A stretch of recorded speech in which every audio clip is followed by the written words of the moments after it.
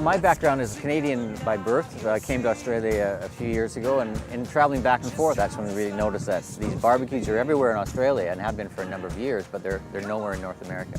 The infrastructure's all there in terms of your playground, your shelters, your picnic tables, everything. The only addition is they've got these electric barbecues that are free for use for everyone in the public park, and they're push-button start. It heats up, then you just do your cooking on it and everything right there, and then when you're done, it turns off itself automatically, so it doesn't run perpetually. You've had everything that you need. You've got the table right there to eat on now. You've got everything happening else for your kids and everything to play on. And then, say, after you cleaned it, it's now just ready for the next person. And that happens continually throughout the day in these parks. The electric barbecues are everywhere, and they're always getting used, and they're always really popular. But when you go home, it was still the wood-burning cook stoves and fire pits.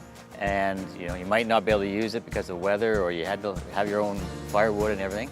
And it just didn't seem to be as much use of the parks. So they kind of twigged, well, isn't there something we can do about that?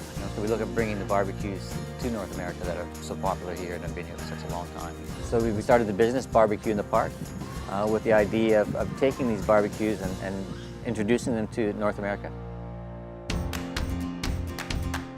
I think the safety of the barbecues is one of the most important things of it, because it is just a push-button start. You don't have to worry about starting the fires. It turns itself off automatically. So there's that aspect of safety as well. Once it's done, it turns itself off, cools off. You can set a timer on it if you don't want it after 9 o'clock at night until 7 o'clock the next morning. So with no open flame, there's no chance of catching forest fires. You can use it continually during fire ban season. And there's less chance of actually something happening to the user when you don't have to light a fire. It does attract more people to the park. So more people can barbecue, more people can enjoy that type of activity. It extends then even further to just community in general. So you got the whole connectivity aspect of the community. Cities that have a really good park system and good infrastructure in the park, so then also cities that are more attractive to people to move into. Has the health benefits of bringing people to the park for whatever they're doing in the park, and then the economic benefit as well. That's just kind of finishes off everything for that region. Well, we've got, I guess, 3 different models with BBQ in the park. So you've got the single, which is your one hot plate, a bit of a counter space around it, and then you've got what we've been calling the single plus. It's still just the one hot plate, but it has a bigger counter. So, more room for your condiments, everything that you're cooking, easier to clean and so forth.